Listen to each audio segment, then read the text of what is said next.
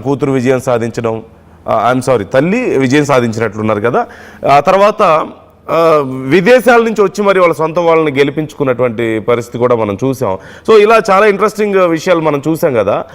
ఇప్పుడు సెకండ్ ఫేజ్లో ఇలాంటి ఏమైనా కొంచెం ఇంట్రెస్టింగ్ సంఘటనలు ఏమైనా చూసామా మనం? ఏమైనా జరిగే? నిన్న గొడవ ఒకటి చూసాం పెద్ద ఎత్తున, ఒక 50-60 మంది, ఒక 100 మంది వరకు పెద్ద బీజేపీ కాంగ్రెస్ నాయకులు గొడవ పడ్డ సందర్భం చూసాం ఈ ఓటింగ్ జరిగే సమయంలో.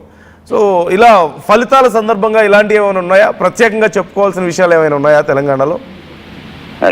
ఖచ్చితంగా అట్లాంటి కండిషన్స్ అన్ని కూడా ఉన్నాయి. ఎందుకంటే అక్క చేతిలో చెల్లి సాధించడం జరిగింది, అన్న చేతిలో సోదరి ఓడిపోయింది, తండ్రి చేతిలో కొడుకు ఓడిపోయినటువంటి ఘటన. ఇక్కడ జగిత్యాల జిల్లా రాయికల్ మండలం శ్రీరాంపల్లికి సంబంధించి మామ పైన కూడా విజయం సాధించడం జరిగింది. అలాగే పెద్దపల్లి జిల్లా గందాస్పూర్కు సంబంధించి మామ పైన కోడలు ఇలా గెలుపొందడం జరిగింది. ఇటు జగిత్యాల జిల్లా మెట్పల్లి ప్రాంతానికి సంబంధించి తల్లిపైన కూతురు విజయం సాధించడం జరిగింది. ఇట్లాంటి చాలా ఇంట్రెస్టింగ్ పాయింట్స్ కి సంబంధించి ఆసక్తికరమైనటువంటి చర్చకు దారితీశాయి. గ్రామ పంచాయతీ ఎన్నికలు, స్థానిక సంస్థల ఎన్నికల బరిలో దిగిన తర్వాత తన పర భేదం అనేది ఏం లేదు, ప్రజల యొక్క మద్దతు, ప్రజల యొక్క ఆశీర్వాదం తమకు కావాల్సిందే అని చెప్పేసి వారు హోరాహోరీగా ప్రచారం చేశారు. ప్రచారం చేసి తాము గెలిస్తే ఏం చేస్తామని చెప్పేసి బాండ్ పేపర్ మీద హామీల వర్షాలు కురిపించారు. బాండ్ పేపర్ రాసిచ్చారు, 100 రూపాయల బాండ్ పేపర్ రాసిచ్చి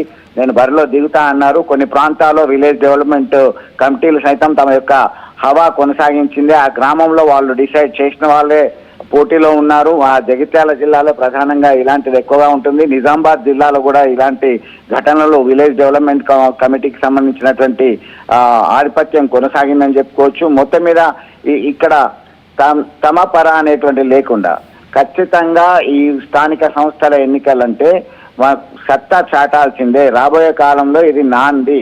ప్రజలకి సంక్షేమ అభివృద్ధి ఫలాలు అందించాలంటే కీలకం గ్రామ స్థాయిలో ప్రథమ పౌరుడు సర్పంచ్ కాబట్టి ఆ సర్పంచ్ పదవిని చేజిక్కించుకోవడమే తమ లక్ష్యంగా పోరాటం చేశారు. చాలా మంది తమ యొక్క శైలిలో ఓటర్లను ఆకట్టుకోవడానికి ప్రయత్నాలు చేశారు.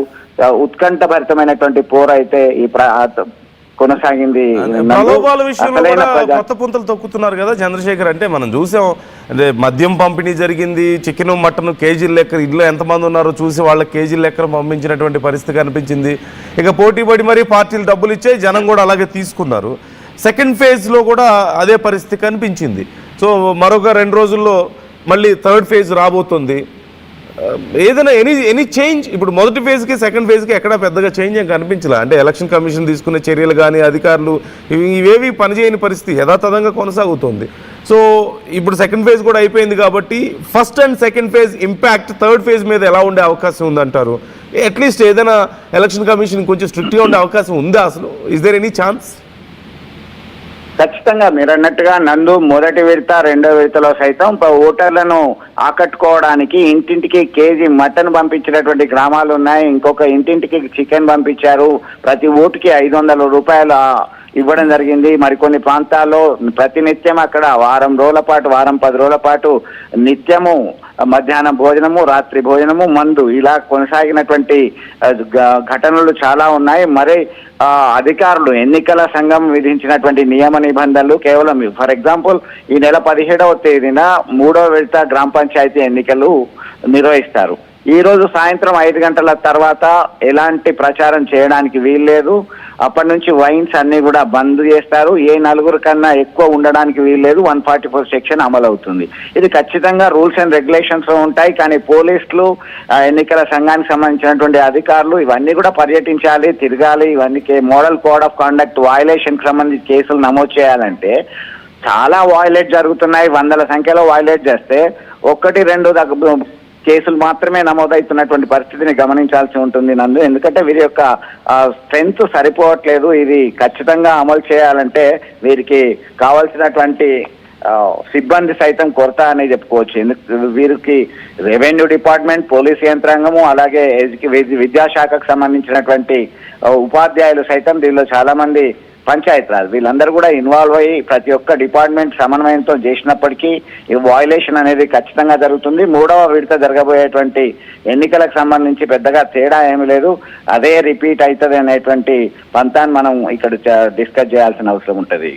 Right. Thank you Chandrashekar, thanks for the details. మొత్తం మీద కాంగ్రెస్ మరొకసారి తన సత్తా చాటింది.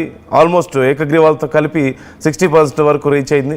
మొదటి విడతలోనూ అలాగే జరిగింది. ఇప్పుడు 3వ విడత ఫలితాలు మరి ఎలా ఉండబోతుంది? ఈ మొదటి 2 విడతల ఫలితాలు 3వ విడత మీద ఏమైనా ప్రభావం చూపించబోతున్నాయా? కాంగ్రెస్ ఇంత మంచి క్లియర్ మెజారిటీ సాధించడానికి కారణం ఏంటని మీరు అనుకుంటున్నారు? మరోవైపు బీఆర్ఎస్ కొన్ని చోట్ల గట్టి పోటీ ఇవ్వగలిగినప్పటికీ కొన్ని చోట్ల చతికిలబడింది. ఓవరాల్గా పోటీ అయితే ఇవ్వగలిగింది, సెకండ్ ప్లేస్లో అయితే ఉంది. ఇక బీజేపీ కనీసం పోటీలో ఎక్కడ కనిపించని పరిస్థితి మనం చూస్తున్నాం. కొంత సిపిఐ సిపిఎం అక్కడక్కడ స్థానాలను సాధించగలిగినటువంటి పరిస్థితి కనిపిస్తోంది. సో ఓవరాల్గా ఫలితాల మీద మీ అభిప్రాయం ఏంటి? కాంగ్రెస్కి ఇంత మంచి మెజార్టీ కారణం ఏంటని మీరు అనుకుంటున్నారు? బీఆర్ఎస్ నిజంగా పోటీ ఇవ్వగలుగుతుందా? అధికారంలో ఉండడం కాంగ్రెస్కి కలిసి వచ్చే అంశంగా ఉందని మీరు అనుకుంటున్నారా? ఇలా ఈ అంశాల మీద మీ అభిప్రాయాలు కూడా మాతో పంచుకోండి, కామెంట్ చేయండి. అలాగే ఒక్కసారి ఆయా ప్రాంతాల్లో పరిస్థితి ఏంటి అనేది నేను మీకు చూపించే ప్రయత్నం చేస్తున్నాను. ఇక్కడ క్లియర్గా ఎక్కడెక్కడ ఎవరెవరు విజయం సాధించారు అనేది నేను మీకు ఒకసారి చూపించే ప్రయత్నం చేస్తున్నాను. స్క్రీన్ మీద మీరు చూడొచ్చు. So it's very clear.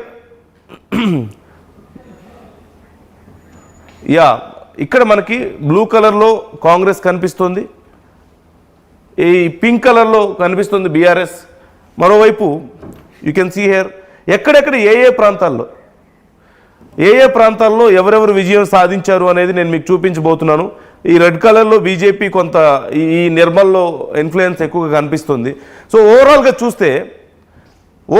చూస్తే ఆల్మోస్ట్ 70% ఆఫ్ తెలంగాణని కాంగ్రెస్ హస్తగతం చేసుకోగలిగింది. ఒక మాటలో చెప్పాలంటే స్థానాల్లో 60 స్థానాల్లో 60% వరకు సీట్లు కాంగ్రెస్ గెలుచుకోగలిగినప్పటికీ కూడా సో ఓవరాల్గా డామినేషన్ ఎక్కడెక్కడ ఉంది, మెజారిటీ డామినేషన్ ఆల్మోస్ట్ 70% ఆఫ్ తెలంగాణలో డామినేషన్ కాంగ్రెస్ది కనిపిస్తుంది, క్లియర్ డామినేషన్ కనిపిస్తుంది. ఇక కొద్దిపాటి కొన్ని ప్రాంతాల్లో కొమరం భీం, అలాగే సిద్దిపేట్, జనగాం ఈ ప్రాంతాల్లో బీఆర్ఎస్ డామినేషన్ కనిపిస్తోంది. ఇక్కడ బీజేపీ నిర్మల్లో కొంత ఎఫెక్ట్ చూపించగలిగింది. సో రిమైనింగ్ అంతా కూడా ఎక్కడ చూసినా సరే క్లియర్గా కాంగ్రెస్ కనిపిస్తోంది.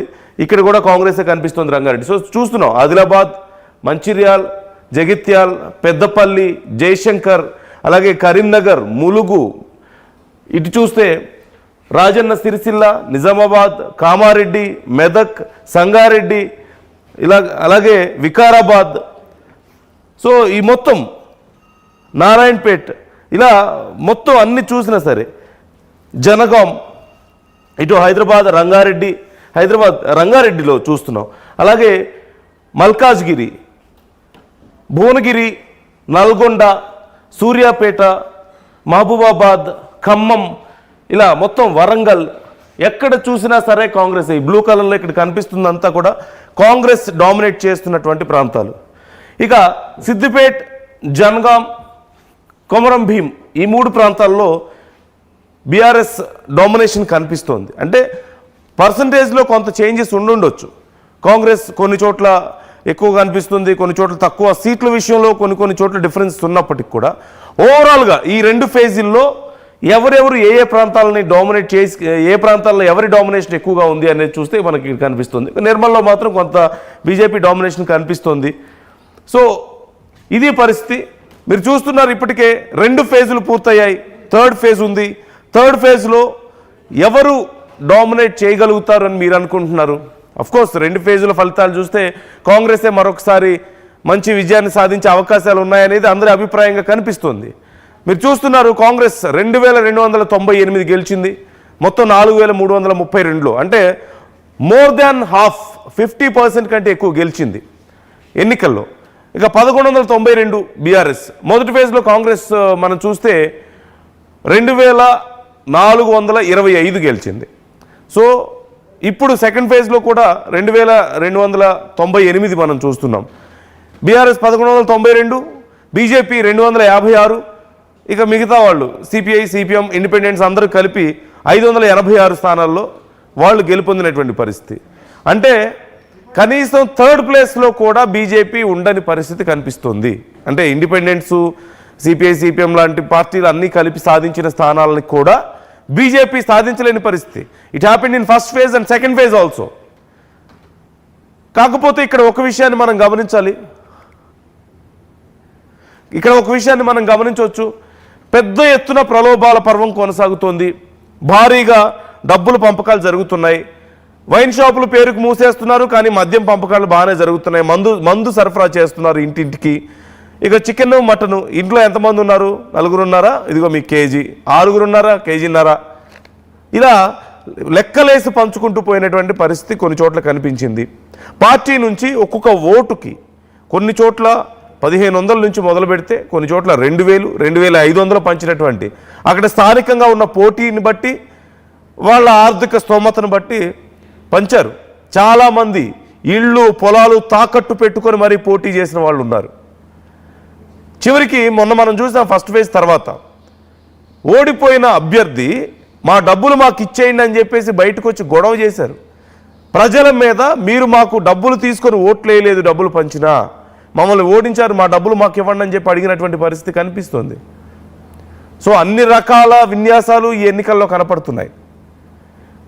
అందరికీ బహిరంగంగా తెలిసిందే అన్ని రకాల ఇన్ఫ్లుయెన్స్లు కనిపిస్తున్నాయని, కానీ no one can do anything about it. ఎవరు